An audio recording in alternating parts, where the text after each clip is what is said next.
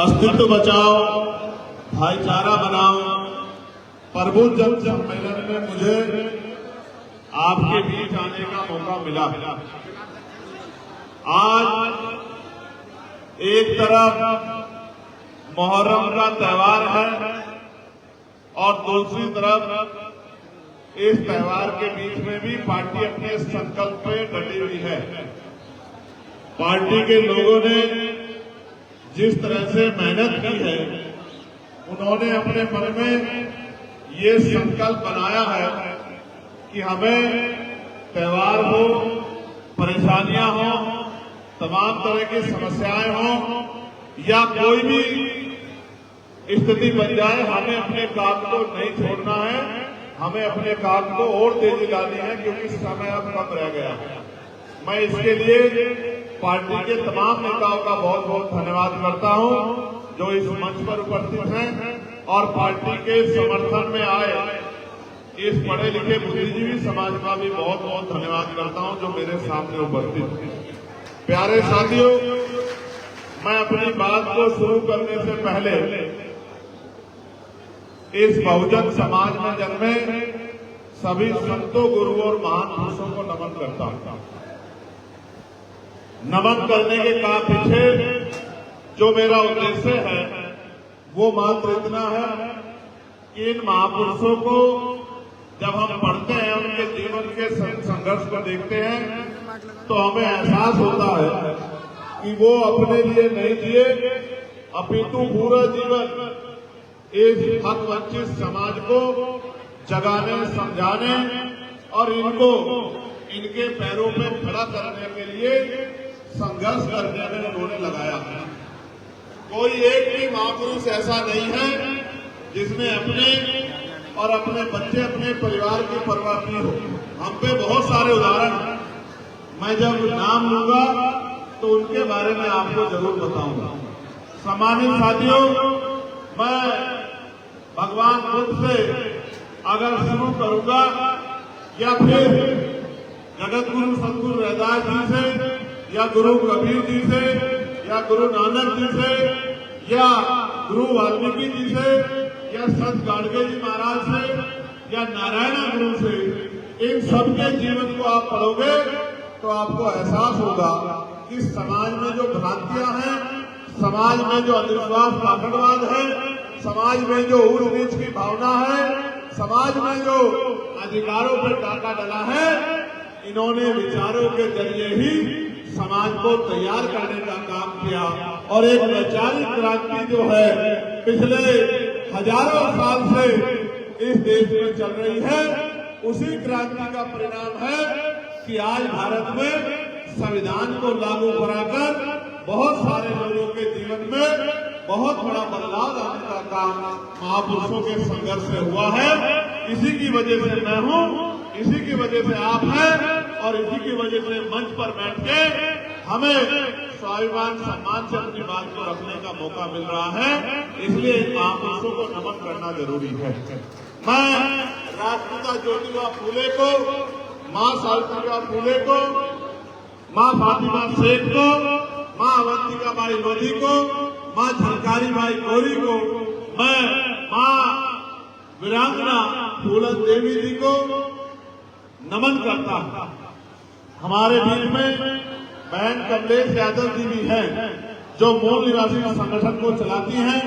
मैं उनका यहाँ पहुँचने पर बहुत बहुत धन्यवाद करता हूँ कि मातृशक्ति भी अपने काम में डटी हुई है। साथ साथ उन्होंने आर्थिक मदद भी की है अपनी मेहनत की कमाई से। इसके लिए मैं उनका विशेष धन्यवाद करता हूँ कि ऐसी दिल्ली होती है बहनें जो अपनी मेहनत की कमाई को समाज के लिए योगदान देती है, मूवमेंट के लिए योगदान देती है। प्यारे साथियों, मैं छत्रपति साहू जी महाराज को, जिन्होंने आरक्षण का फॉर्मूला 1902 में इस देश को देने का काम किया, 50% आरक्षण पिछड़े वर्ग के लोगों को देने का काम किया। मैं याद कर रहा हूँ महिलाओं के मुक्तिदाता विश्व डॉक्टर बाबा साहब अम्बेडकर को, जिन्होंने भारत को दुनिया का सबसे सुंदर संविधान देके जो जानवरों के जीवन जीने के लिए मजबूर किया था, उस जानवरों के जीवन यानी कि हजारों साल की गुलामी की बेड़ियों को काटकर इंसानों जैसा जीवन दिलाने का काम किया, हमारी लाचारी को खत्म करने का काम किया। ऐसे बाबा साहब अम्बेडकर को याद करता हूं। मैं याद करता हूं महामना रामसु वर्मा जी को, ईवी पेरियार रामानायकन स्वामी को, पेरियार लाल यादव को, बाबू जगदेव प्रसाद कुशवाहा को, जननायक कपूरी ठाकुर को। मैं याद करता हूं चौधरी महाराज सिंह भारती को। मैं याद करता हूं संत राम जी प्रजापति जी को, परमानंद लोधी जी को। मैं याद करता हूं उदादेव पासी जी को। मैं याद करता हूं लाखन पासी जी को। मैं याद करता हूं मान्यवर दीना भाना वाल्मीकि जी को। मैं याद करता हूं बाबू शिवदयाल चौरसिया जी को। और मैं याद करता हूं मेरे राजनीतिक गुरु मान्यवर साहब श्री काशीराम जी को, जिन्होंने इस सोए हुए समाज को जगाने के लिए अपना पूरा जीवन जो है समर्पित कर दिया। प्यारे साथियों, बाबा साहब अम्बेडकर ने अपने 4-4 बच्चे कुर्बान किए किसके लिए? राजकाज और सुख सुविधा को त्यागा किसके लिए? मैं आज याद करूंगा जिनकी पुण्यतिथि है बाबू जगजीवन राम जी को, उनका भी समाज में एक बहुत बड़ा योगदान है। उन्होंने भी जो है जब वो सत्ता में थे तो सरकारी नौकरियों में एससी बीसी के लोगों को बहुत बड़े पैमाने पे ले जाकर और इनको मुख्य धारा से जोड़ने का काम किया। जिनकी पुण्यतिथि है मैं उनको भी याद करता हूं। और आज क्योंकि मुहर्रम का 10वां दिन है, आज हजरत इमाम हुसैन की शहादत का दिन भी है। आज के दिन में उनको भी याद करता हूं, क्योंकि आप याद कीजिए कि हजरत इमाम हुसैन से हमें सीखना चाहिए। जैसे बाबा साहब अम्बेडकर के बारे में मैंने आपको बताया कि अपने 4-4 बच्चे कुर्बान किए, वैसे हजरत इमाम हुसैन साहब ने जंग के मैदान में करबला में उनके बच्चे जो हैं भूखे प्यासे मौत की तरफ आगे बढ़ रहे थे, उन्होंने तानाशाही के आगे झुकना स्वीकार नहीं किया, तानाशाही के खिलाफ लड़ना स्वीकार किया, तानाशाही के जालिम के आगे झुकने नहीं देते, इनके जालिम का मुकाबला करने का काम किया। इस अलीगढ़ की धरती में खड़े होकर हजरत इमाम हुसैन साहब को याद करता हूं कि किस तरह हक की लड़ाई लड़ी जाती है और घुटने नहीं देके शहादत दी जाती है। बलिदान हो जाए, गर्दन कट जाए, लेकिन दुश्मन के आगे गर्दन झुकनी नहीं चाहिए। ये बहुत बड़ा पैमाना, ये बहुत बड़ा उदाहरण हमारे सामने है। प्यारे साथियों, आज यहाँ जिन साथियों की वजह से उत्तर प्रदेश में आज 9वां सम्मेलन, निमेश साहब 10वां कह रहे थे, हाँ 10वां ही बैठ था, लेकिन 9वें सम्मेलन की जो गोरखपुर में था परमिशन कैंसिल कर दी गई थी, इस वजह से 9वां नहीं हो पाया। इसलिए आज 9वां सम्मेलन हम लोग कर रहे हैं। वो 9वां सम्मेलन आने वाले समय में हम लोग करेंगे। प्यारे साथियों, आज ये जो प्रबुद्धन सम्मेलन हम लोग कर रहे हैं, इसका उद्देश्य क्या है, ये बात मैं आपको समझाना चाहता हूं। ये प्रबुद्धन सम्मेलन इसलिए किया जा रहा है कि बहुत सारी पार्टियां ये कहती हैं कि एक ही जात के लोग प्रबुद्ध होते हैं। वो पुराने समय से एक ही जाति के लोगों का प्रबुद्धन सम्मेलन कराते हैं और ये कहते हैं कि यही प्रबुद्ध है, यही रास्ता दिखाएंगे, इनके पीछे हमें चलना है।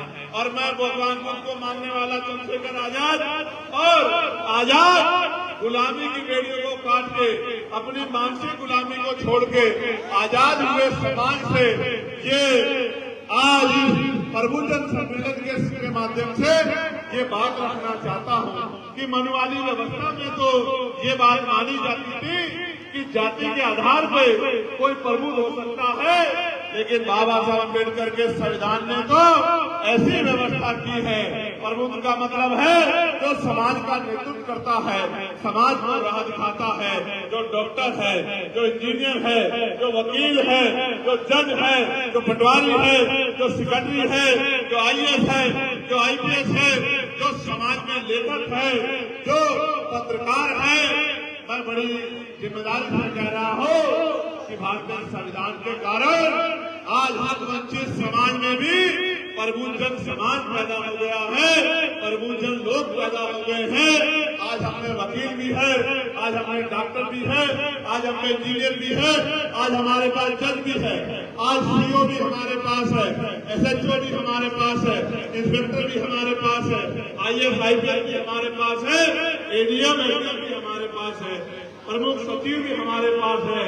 आज इस संविधान की वजह से हकवंचित समाज की महिलाएं राष्ट्रपति बनने लगी हैं। आज इस संविधान की वजह से महिलाएं प्रधानमंत्री बनने लगी हैं। आज इस संविधान की वजह से महिलाएं मुख्यमंत्री बनने लगी हैं। राज्यपाल उत्तर प्रदेश में महिला है। अगर इसका श्रेय किसी को जाता है तो वो डॉक्टर बाबा साहब अम्बेडकर को जाता है। हमें दोनों हाथ उठा के बाबा साहब अम्बेडकर का धन्यवाद देना है। प्यारे साथियों, ये जो प्रबुद्धजन सम्मेलन है, ये एक आईना है अपने समाज को, जो हक वंचित बहुजन समाज है उनको बताने के लिए कि लोकतंत्र में तो जिनका वोट होता है वही सबल होते हैं, वही ताकतवर होते हैं, वही पॉलिसी बनाते हैं, वही लोगों के लिए पॉलिसी बना के लोगों के जीवन को सुगम बनाते हैं। राजतंत्र में तो ये अधिकार राज परिवारों के पास सुरक्षित था, लेकिन बाबा साहब अम्बेडकर ने जब वोट का अधिकार दिलाया तो ये बात सुनिश्चित कर दी कि आज मैंने रानी का पेट जीत दिया है, आज के बाद राजा आपकी वोट से तैयार होगा, बैलेट बॉक्स से तैयार होगा, आपकी उंगली में इतनी ताकत दे दी है, जिसे चाहे कुर्सी में बिठा दो और जिसे चाहे जमीन पर पटक दो। मगर मेरे भोले भाले समाज के लोगों, बाबा साहब ने तो कहा था जिस समाज में 10 डॉक्टर, 10 इंजीनियर, 10 वकील तैयार हो जाएंगे, उस समाज के हक अधिकार को कोई छीन नहीं सकता। आज तो आप पे लाखों डॉक्टर, लाखों इंजीनियर, लाखों जज, लाखों वकील तैयार हो गए हैं, लेकिन देश में आपके हालात क्या है, ये आपको अपने और अपने परिवार के, अपने रिश्तेदारों के बीच में चिंतन करना चाहिए। आज हमें तमाम तरह से हमारे अधिकारों को लूटा जा रहा है, आज हम पे हिंसा की जा रही है, हमारी बहन बेटियों को अपमानित किया जा रहा है, हमारी सामाजिक आजादी को छीना जा रहा है, हमारे राजनीतिक अधिकारों को धन का प्रयोग करके इस लोकतंत्र को धनतंत्र बनाया जा रहा है। गांव के प्रधान से लेके और सांसद के चुनाव में इतना पैसा खर्च होता है कि कोई गरीब का बच्चा आगे नहीं बढ़ सकता, कोई गरीब आदमी आगे नहीं बढ़ सकता। पैसे वाले लोग ही गांव के सरपंच से लेके और प्रधानमंत्री बन रहे हैं। तो हमारी सामाजिक, धार्मिक, राजनीतिक अधिकारों पर जिस तरह का हमला हो रहा है, हम उसके लिए क्या कर रहे हैं? क्या हम उसके लिए तैयार हैं या नहीं है? आज जिस तरह की हिंसा हम पे हो रही है, उस हिंसा से निपटने के लिए हम लोग तैयार हैं या नहीं है? जिस तरह का न्याय, जिस तरह का हमारे अधिकारों पर हमला हो रहा है, जब बाबा साहब अम्बेडकर अकेले करके चले गए, उनकी इतनी संतानें उनके दिए गए अधिकारों को क्यों नहीं बचा पा रही है, ये आज हमारे सामने है। मैं चंद्रशेखर आजाद तो आपके सामने हूं। पिछले 12-13 साल से दिन रात एक करके बहुजन समाज को जगाने का काम कर रहा हूं, उसको अपनी ताकत का एहसास कराने का काम कर रहा हूं। सड़क के माध्यम से भी करता हूं, जेल जाना पड़ता है तो वहां से भी करता हूं, लाठियां खानी पड़ती है वहां से भी करता हूं, गोली खानी पड़ती है वहां से भी करता हूं, तमाम तरह से मानसिक उत्पीड़न किया जाता है उससे भी करता हूं, लाठियां बजा के हड्डियां तोड़ दी जाती है उससे भी करता हूं, और अब पार्लियामेंट के माध्यम से भी आपकी आवाज को उठाने का काम करता हूं। देश भर का कोई ऐसा विषय नहीं है जिसको मैं उठाने का काम नहीं करता। आज भी यहाँ पर बैठे बैठे मेरे पास कुछ ज्ञापन मुझे सौंपे गए हैं। मैं पंचायत सहायकों का एक ज्ञापन मेरे पास आया है, मैंने उसमें पत्र भी लिखा था। मैं पंचायत सहायकों को विश्वास दिलाता हूं, इस बार पार्लियामेंट में उनकी मांग को हम लोग जोर शोर से उठाएंगे।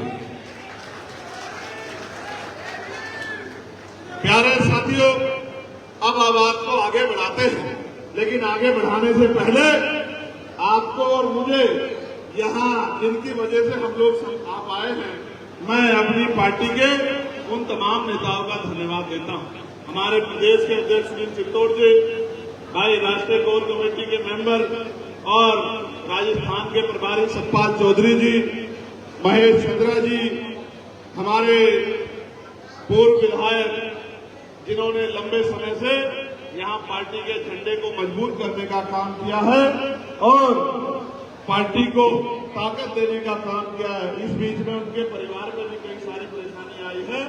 महेंद्र चौधरी जी, गुफरान नूर साहब, अमर सिंह यादव जी पूर्व विधायक, बहन अर्चना गौतम जी, पीताम्बर सिंह प्रजापति जी, रविंद्र बघेल जी, वीरेंद्र सिंह सूर्यवंशी जी, मंडल अध्यक्ष युवा मोर्चा मोनू जाटव जी, वेद प्रकाश जी, जो किसान मोर्चा के मंडल अध्यक्ष हैं, चौधरी ओमवीर सिंह सुमन जी, जो मिशन 78 के मंडल अध्यक्ष हैं, मोहम्मद नईमुद्दीन जी, जो भाईचारा मुस्लिम भाईचारा के मंडल अध्यक्ष हैं, ललित गौतम जी, जो लीगल सेल के मंडल अध्यक्ष हैं, योगेश गौतम जी, जो मंडल प्रभारी स्वच्छता अभियान के डॉक्टर चंद्र बोस जी, श्रीमती दुर्गेश कुमारी जी, सुमन गौतम जी, पूरण सिंह जी, रामनाथ सिंह जी, जगदीश माहौर जी, देवी सिंह रोहेला जी, अतुल वाल्मीकि जी, पुष्पेंद्र प्रजापति जी, विनय यादव जी,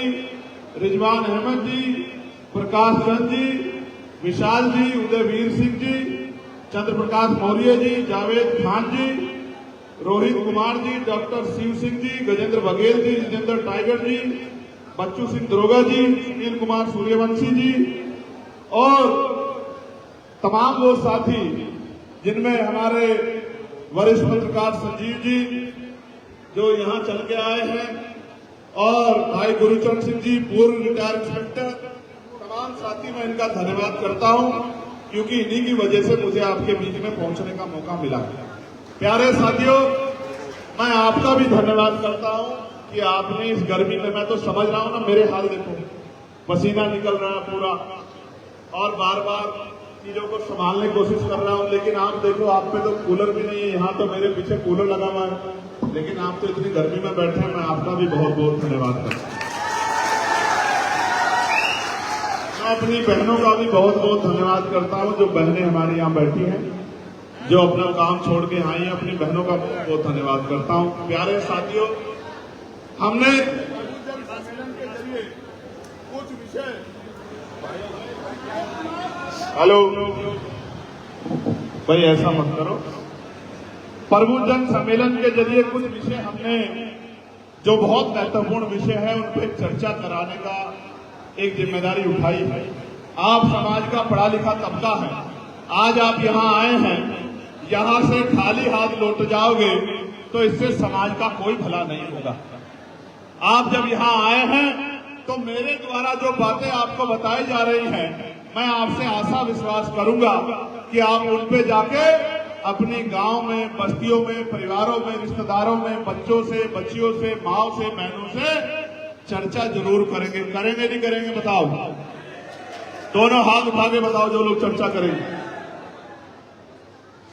उठा के रखो 15 मिनट, तभी मानूंगा मैं इस बात को। दोनों हाथ उठा के रखो 15 मिनट, तभी माना जाएगा कि आप चर्चा कर पाओगे।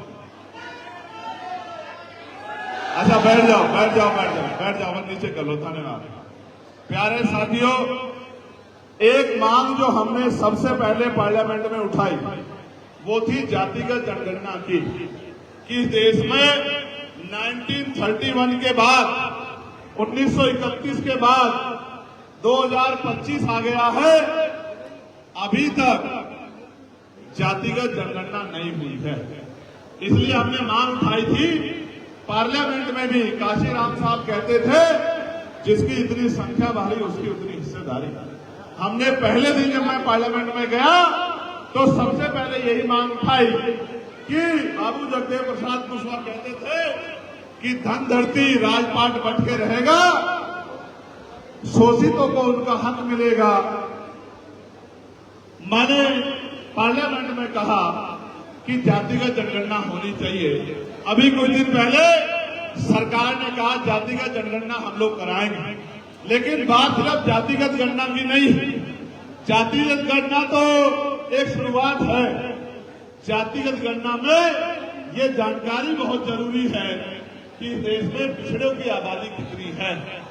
इस देश में दलितों की, आदिवासियों की आबादी कितनी है, इस देश में सामान्य जाति की आबादी कितनी है, ये तो एक पहलू हुआ।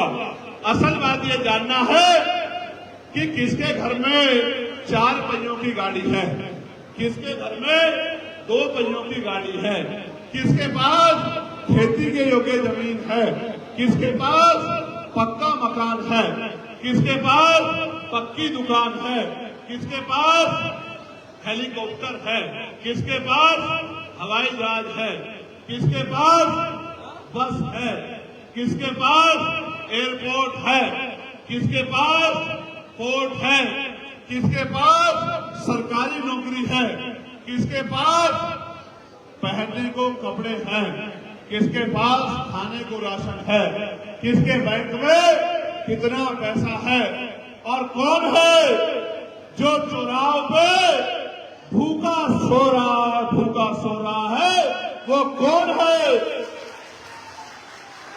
वो कौन है जो मस्जिदों के गुरुद्वारों के बाहर भीख मांग रहा है?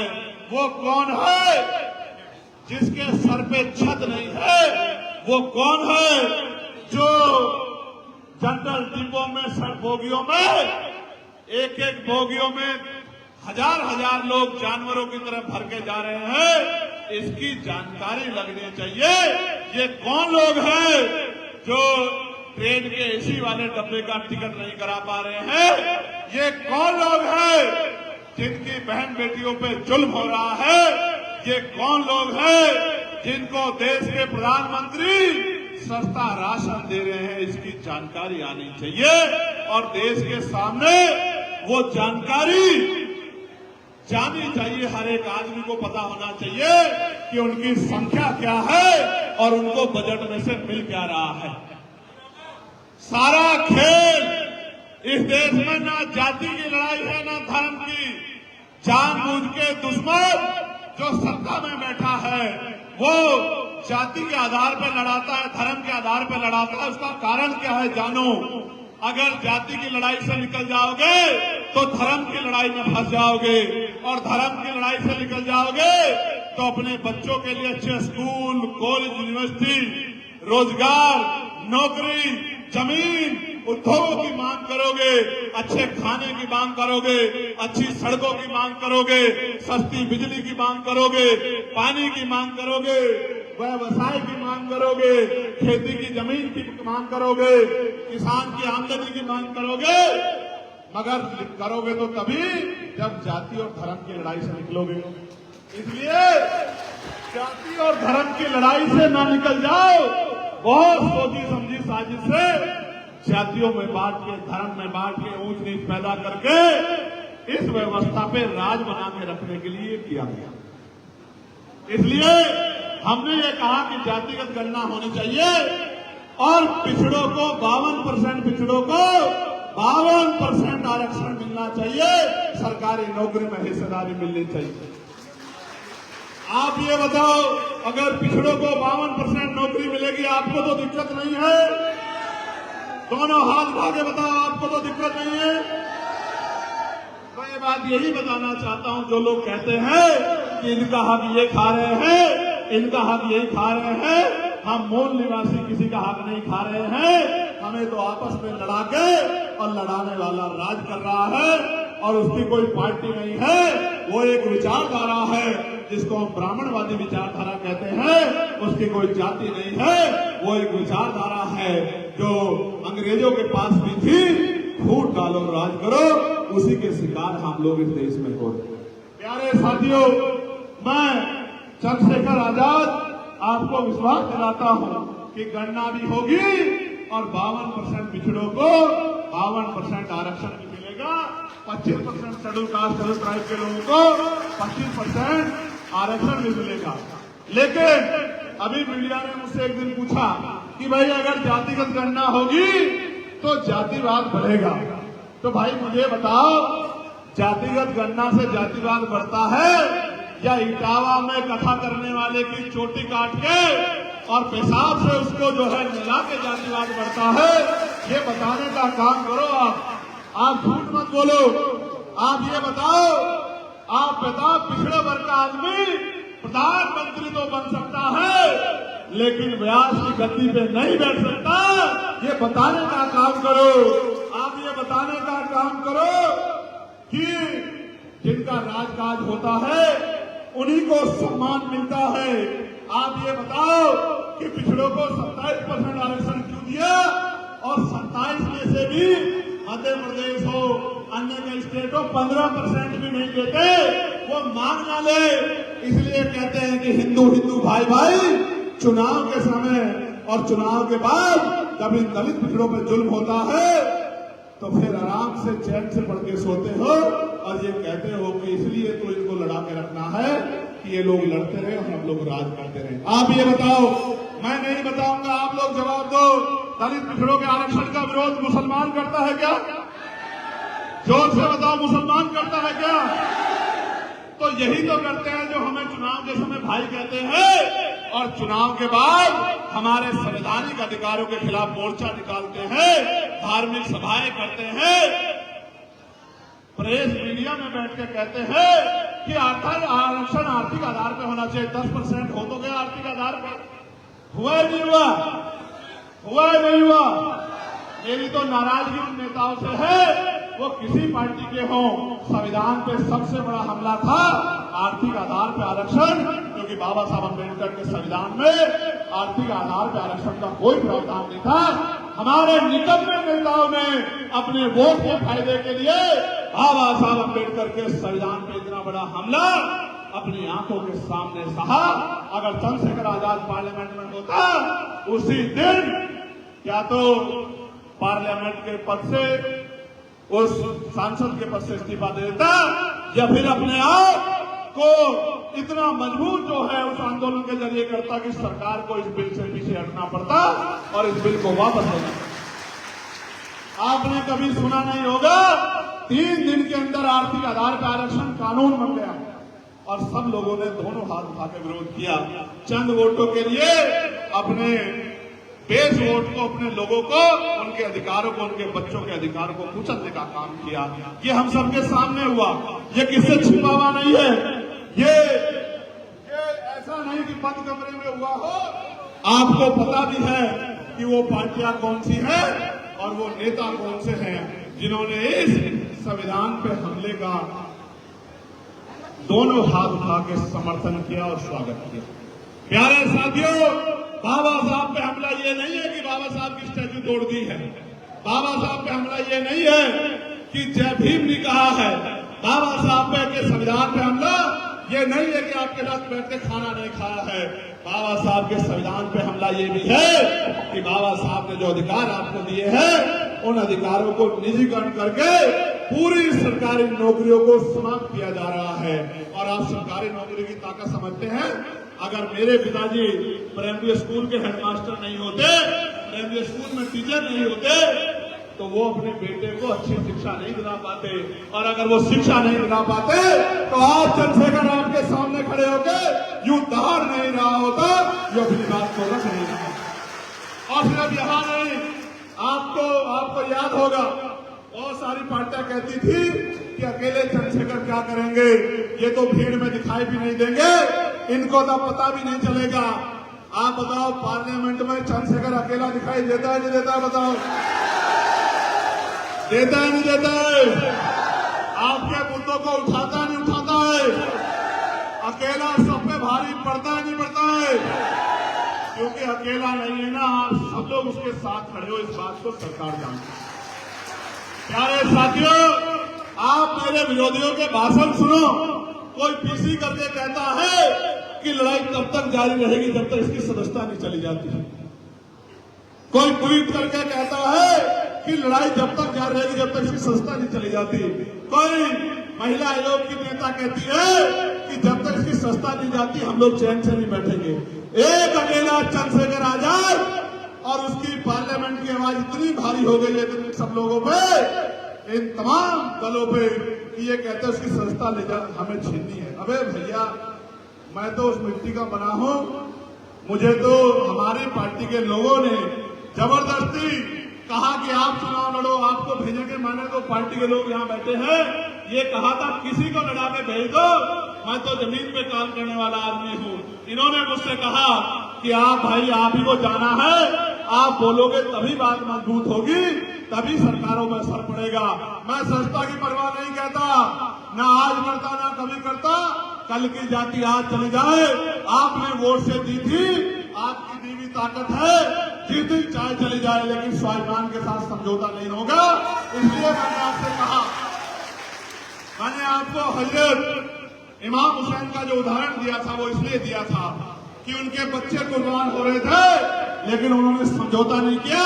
वो उन्होंने अपनी जान की बाजी लगा दी, जंग हार गए, कुर्बानी हो गई, शहादत हो गई, लेकिन लोगों के दिलों में जिंदा रहे। और आज तक यजीद को कोई नाम लेवा नहीं है और हजरत इमाम हुसैन लोगों के दिलों में जिंदा है। मैं एक बात बता रहा हूं, मैं यही बता रहा हूं, मैं सस्ता की परवाह नहीं करता। मैं कहता हूं गवर्नमेंट को, आज मेरी सस्ता छीन लो, मैं जितना ताकतवर जमीन पे हूं, ये 2027 में मेरे लोग बताने का काम करेंगे सस्ता कैसे छीनी जाती है। प्यारे साथियों, मैं आपसे जातिगत जनगणना पे बात कर चुका हूं, लेकिन मैं आपको ये भी बताना चाहता हूं, आरक्षण पे हमला तब भी हुआ था जब प्रमोशन में रिजर्वेशन जो आर्टिकल 16(4)A में मिला है, वो प्रमोशन में रिजर्वेशन छीन लिया गया था। और बुरी बात यह है कि उसको छीनने में, उसका बिल फाड़ने में दुश्मन से ज्यादा योगदान अगर किसी का था तो वो हमारे बहुजन समाज के गुमराह नेताओं का था, जिन्होंने अपनी पार्टी के चंद लोगों को खुश करने के लिए और दलित आदिवासी कर्मचारियों को जमी दर्ज करने का काम किया और पार्लियामेंट में उस बिल को फड़वाने का काम किया, जिस बिल से प्रमोशन में रिजर्वेशन लागू होकर SC/ST के कर्मचारी मुख्य धारा में जाते हैं। ये उनका हमारी सोच का फर्क है। मैं आपको विश्वास दिलाता हूं, प्रमोशन में रिजर्वेशन लागू होकर रहेगा और ये SC/ST OBC सब लोगों को मिलेगा। मेरा आप लोगों को वादा, मेरी बात को आप याद रखें। प्यारे साथियों, पुरानी पेंशन की समस्या से कर्मचारी बड़े परेशान हैं। मैं आपको विश्वास दिलाता हूं, पुरानी पेंशन लागू करा के हम लोग रहेंगे। ये भी हमारे एजेंडे में, इस बात को भी आप नोट कर लो, पुरानी पेंशन लागू होकर रहेगी। प्यारे साथियों, पार्टी ने ये तय किया है कि निजी क्षेत्रों को तो खत्म, सरकारी क्षेत्रों को तो खत्म किया जा रहा है। मैं पार्लियामेंट में बिल लेके आया था कि निजी क्षेत्रों में, प्राइवेट सेक्टर में आरक्षण होना चाहिए। आप दोनों हाथ उठा के बताओ, क्या प्राइवेट सेक्टर में SC/ST OBC को आरक्षण मिलना चाहिए नहीं मिलना चाहिए? बताओ, जोर से बताओ, मिलना चाहिए नहीं मिलना चाहिए? अलीगढ़ की आवाज लखनऊ तक जानी चाहिए, मुख्यमंत्री जी के पास तक। बताओ, मिलना चाहिए नहीं मिलना चाहिए? बताओ, मिलना चाहिए नहीं मिलना चाहिए? बताओ, मिलना चाहिए नहीं मिलना चाहिए? जब अगर लेना चाहते हो तो संघर्ष का जज्बा बना लो, ये मिलेगा भी और लागू भी होगा। साथ साथ ये जाति व्यवस्था हमें बांटने के लिए बनाई गई है। हम मूल निवासी बहुजन समाज के लोग एक ही परिवार के लोग हैं। मैं आपसे आग्रह करता हूं, घर से निकलो और जाति तोड़ो, समाज जोड़ो, भाईचारा बनाओ के आंदोलन को सफल बनाओ, एक दूसरे का हाथ पकड़ो और उसके दुख तकलीफ के साथी बनो। और जब ये जाति को कोई खतरा नहीं रहेगा, मेरी बात को आप लोग याद रखना, क्योंकि लोकतंत्र में जिनका वोट होता है उनका राज होता है, और जिनका राज होता है उन्हीं के लोगों के हाथ भरे होते हैं, और जिनका राज काज नहीं होता उनके हाथ ऐसे मांगने वाले होते हैं। तो हमें मांगने वाले हाथ नहीं बना के रखने, हमें देने वाले हाथ बनाने हैं। हमें इन हाथों को इतना मजबूत बनाना है लोकतांत्रिक व्यवस्था से कि हम देने वाले हाथ बने और गरीबों के आंसू पूछने का काम करें। प्यारे साथियों, एक और बात हमने अपने प्रबुद्ध जन सम्मेलन के जरिए रखी, मैं इसमें आपके विचार भी जानना चाहता हूं। हालांकि मैं तो ईवीएम से जीता, लेकिन फिर भी मैं मानता हूं कि इलेक्ट्रॉनिक वोटिंग मशीन से निष्पक्ष चुनाव नहीं हो रहा है। मैं आपसे पूछना चाहता हूं, क्या चुनाव ईवीएम से होना चाहिए, बैलेट पेपर से होना चाहिए? किससे होना चाहिए? ईवीएम से कह रहे हो?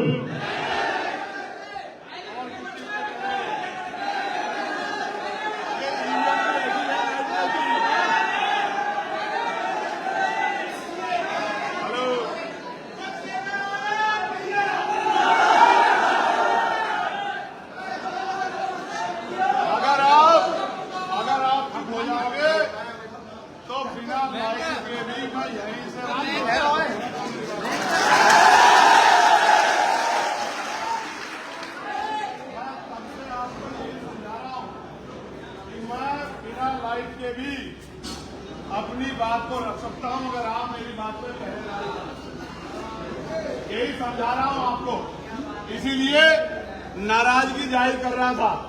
आपसे कह रहा हूं, एक बार मेरी बात पे, महापुरुषों के मिशन पे एक बार पहरा देके देखो। अगर आपकी तरफ किसी गरीब की तरफ कोई आंख उठा दे तो तब मेरा हाथ पकड़ के कहना कि भाई आप झूठ बोल रहे थे।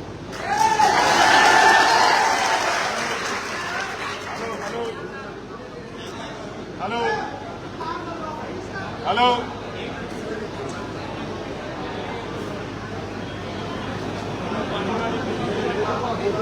हेलो हेलो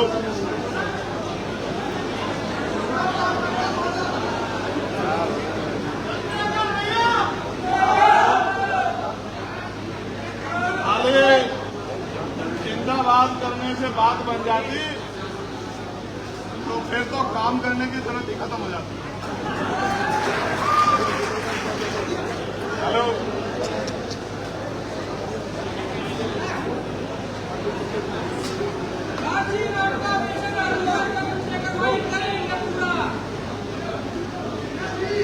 और आप लोग क्या करोगे?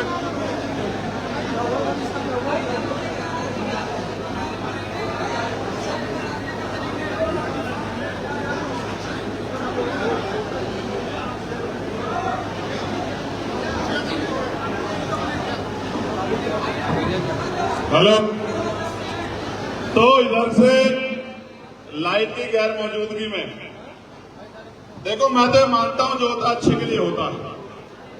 मेरा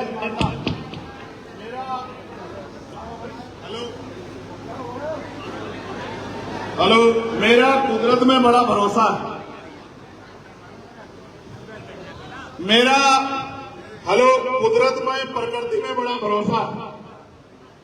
इसलिए मैं मानता हूं जो होता है अच्छे के लिए होता है। घबराना नहीं चाहिए, क्योंकि जब आप बड़े लक्ष्य की तरफ निकलते हैं तो कठिनाइयां आपके रास्ते में आती हैं।